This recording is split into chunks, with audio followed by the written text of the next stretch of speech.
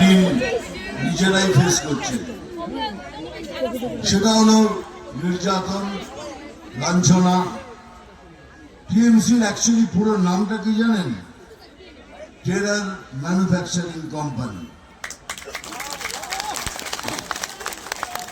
এরা টেরার তৈরি করা ছাড়া কিচ্ছু জানে না। সেই জন্য আমাদের পশ্চিমবাংলায় না আছে উদ্যোগ, না আছে বাণিজ্য, না আছে পড়াশোনা, না বিদ্যা, না স্বাস্থ্য, কিচ্ছু নেই। আর কিছু থাকবেও না। কেন? যাদের ধান্দাই হলো দুর্নীতি করা, তারা এইসব দিকে মন দেবে কেন? তাই দুর্নীতি হলো এদের প্রধান পলিসি। কি আমরা দুর্নীতি করব আর জিতে জিতে বারবার জিতে আসবো। তার জন্যই আপনারাই দায়ী ছিলেন, আমরাও দায়ী ছিলাম, কিন্তু এবার নয়। বাঙালিকে বাঙালিত্ব রাখার জন্য, হিন্দুদের হিন্দুত্ব রাখার জন্য, সনাতনীদের সনাতনিত্ব রাখার জন্য এই বাংলার মাটিতে আমাদের সবাইকে এক ছাতার নিচে এসে লড়তে হবে। সবাইকে এক ছাতার নিচে এসে সবাইকে লড়তে হবে। আর আমরা লড়বো। এইবার টিএমসি পতন হবে হবে হবে। এই জন্যই আমি সবাইকে অনুরোধ করছি। আমি প্রথমেই বলে রাখি, বিজেপি পার্টি মুসলমানদের বিরুদ্ধে নয়। বিজেপি পার্টি ভারতীয় মুসলমানদের বিরুদ্ধে নয়। তাদের বিরুদ্ধে, যারা দেশে থেকে দেশের ক্ষতি করতে চায়, তাদের বিরুদ্ধে আমরা। তাই আমি সবাইকে অনুরোধ করছি, যারা এখানে কমিউনিস্ট পার্টি করেন, যাদের মধ্যে হিন্দুত্ব বেঁচে আছে, তাদের আহ্বান করছি। কংগ্রেসের সবাইকে আহ্বান করছি, এমনকি তৃণমূলের হিন্দু ক্যাডার যারা আছে, যাদের মধ্যে এখনো বিবেক বেঁচে আছে, তাদেরও আহ্বান করছি, আসুন আমরা একসাথে নিচে বসে লড়ে এদের উৎখাত করি। বলে কেন এরকম হবে? আজ হঠাৎ মনে হচ্ছে কেন আমরা বাংলাদেশে রয়েছি? কেন মনে হচ্ছে? দেখুন না, ওখানে হারমোনিয়াম কেড়ে নিচ্ছে, এখানে একটা বাচ্চা মেয়েকে মা বলতে দিচ্ছে না, বললে একদম দুর্গা মায়ের গান করবে না। পশ্চিম বাংলার বুকে আমরা দুর্গা মায়ের নাম নেব না। আর মা কি করে সম্প্রদায় হলো? যে কোনো ধর্মীয় বই তুলে নিন, তাতে লেখা আছে মায়ের পায়ের তলায় স্বর্গ, माँ के पैरों तले स्वर्ग है। अगर माँ के पैरों तले जन्नत है, তাহলে মা সাম্প্রদায়িক হলো কি করে? তারপরে কিছুদিন আগে মধুবন্তী বলে একটি মেয়েকে সেম থ্রেট করা হলো, এখানে গান গাইবে না। লালন ফকিরের প্রোগ্রামে গান গাইতে গেছিল, তাকে বলে এখানে মায়ের গান চলবে না। তাহলে কি চলবে এখানে? পশ্চিম বাংলার বুকে তাহলে কি চলবে?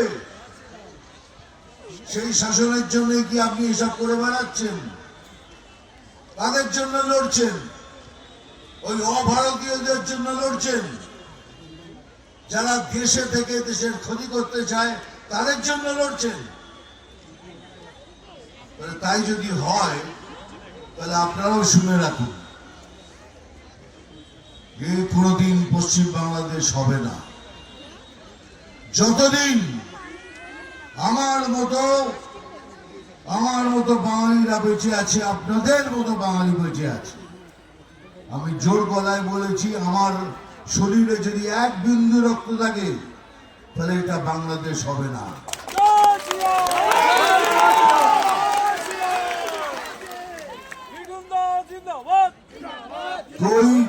कोई माई के लाल में दम नहीं है, ये करके दिखा दे।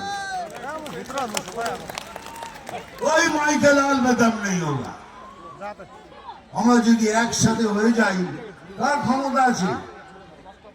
তাই এখন সময় এসছে আমাদের বাঙালিত্ব রাখতে হবে। আমাদের হিন্দুত্ব বাঁচিয়ে রাখতে হবে।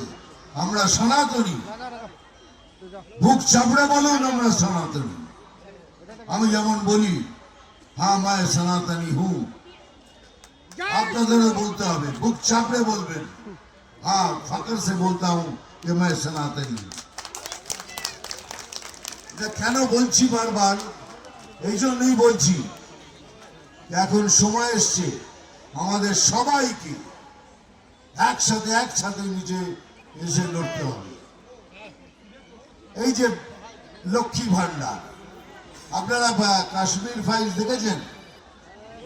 যদি দেখে থাকেন তাহলে দেখবেন সেখানে হিন্দু ব্রাহ্মণদের তাড়িয়ে দেওয়া হয়েছে।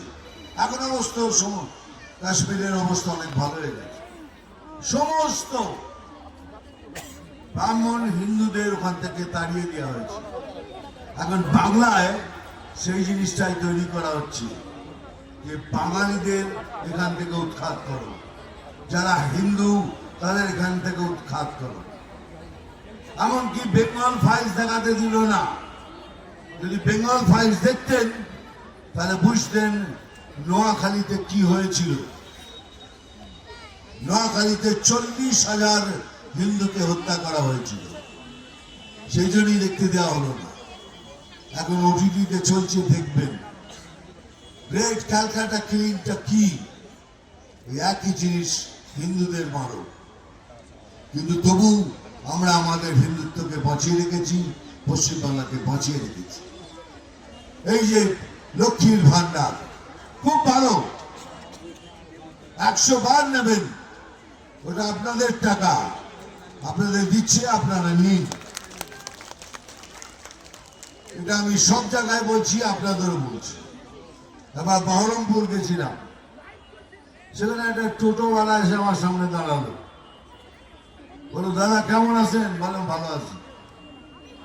দাদা খুব ভালো আছিস তো? 1000 টাকা মাসে পাচ্ছিস, এর থেকে আনন্দের কি? ধর একটুখানি লিমিট ক্রস করলে 1000 টাকা ফাইন, ওই টাকাটা নিয়ে আমার বাড়িতে দিয়ে যাচ্ছে। কিন্তু তাই বলে পয়সাটা ছাড়বেন না, নেবেন, 100 বার নেবেন, ওটা আপনাদের পয়সা। কিন্তু আয়ুষ্মান ভারতকে কেন আটকে রাখলেন? প্রধানমন্ত্রী মহাশয় 5 লক্ষ টাকা আপনাদের স্বাস্থ্যের জন্য, সমস্ত মানুষের, এখানে যতজন দাঁড়িয়ে আছেন বসে আছেন সমস্ত মানুষের জন্য 5 লক্ষ টাকা নির্ধারিত করেছে। তাহলে এটা আসতে দিলেন না কেন? কেন করতে দিলেন না? 1000 টাকা তো নিচ্ছেন, নিন। একবার ভেবেছেন আপনার যে ছেলে, যার বিবেক আছে, যে বলছে না আমি দুর্নীতি করব না মা, সে কি করে বাঁচবে? আপনার স্বামী যে বলছে আমি দুর্নীতি করতে পারবো না, তার কি অবস্থা? আপনার বাবা মা, শ্বশুর শাশুড়ি যারা অসুস্থ, তারা কি করে বাঁচবে? ওই 5 লক্ষ টাকা পেলে আর আমাদের স্বাস্থ্যের এত কষ্ট হতো না। এটা শুধু আমার জন্য নয়, সমস্ত লোকের জন্য এখানে দাঁড়িয়ে রয়েছে, তাদের জন্য। কিন্তু উনি করতে দিলেন না।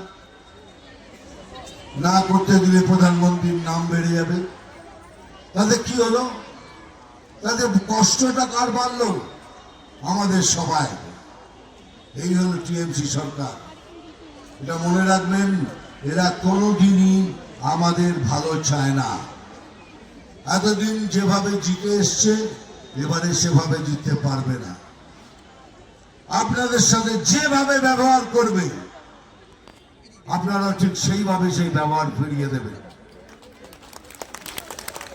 তাহলেই হবে অ্যাকচুয়াল লড়াই। বলছেন তো অনেক কথা, হঠাৎ করে বললেন গৃহমন্ত্রীকে, বলছেন আমি বলছি বলে আপনি হোটেলের দরজা থেকে বেরোতে পারবেন না। আমি চেয়েছি বলে তবে আপনি পশ্চিমবঙ্গে এসছেন, বলে আপনাকে আসতে দিতাম না। তা আমি বলছি ঠিক আছে, খুব বড় কথা, একবার পরিষ্কার ভাবে বলুন না যে আপনি গৃহমন্ত্রী, আপনাকে পশ্চিমবাংলায় আমরা ঢুকতে দেব না। তারপরে দেখুন আমরা কি করি। এই বিজেপি কি করে সেদিন দেখবেন। এইসব খামোকা আওয়াজ দিয়ে কোনো লাভ নেই। একটা দেশের গৃহবন্দীকে আপনি ঢুকতে দেবেন, যা ইচ্ছে তাই। চলুন, ঠিক আছে, তাই সই। কিন্তু আপনাদের কাছে অনুরোধ রইল, আপনারা যেন কোনো মতে, আর এখানে উপস্থিত যারা আছে আমাদের কার্যকর্তা, তাদেরও অনুরোধ করছি, যদি আপনাদের মধ্যে কারোর মধ্যে কোনো মনোমালিন্য থাকে, আমি হাত জোর করে অনুরোধ করছি সেটা মিটিয়ে নিয়ে একসাথে নিজে লড়ুন। একবার ইলেকশন অব্দি লিস্ট লড়ুন, তারপরে দেখুন কি হয়। এই ধূপগুড়িতে বিজেপি জয়ী হবে, এটা আমি নিশ্চিত। হ্যাঁ, আমি অনেকক্ষণ ধরে দেখছি, অনেকক্ষণ ধরেই দেখছি যে চশমাটা খুলুন, চশমাটা খুলুন।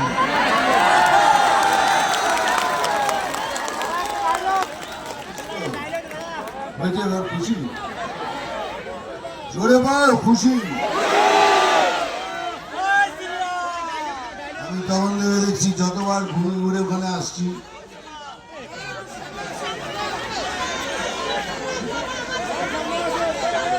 আজবার না, আমি এখান থেকে অটোগ্রাফ দেবো, পারবো না।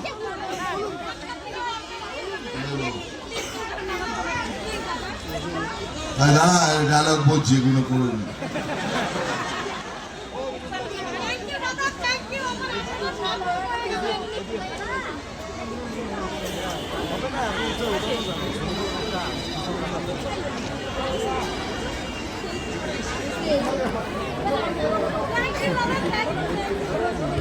হ্যাঁ হ্যাঁ, ঠিক আছে, এবার ডায়লগ বলতে হবে, বলছি।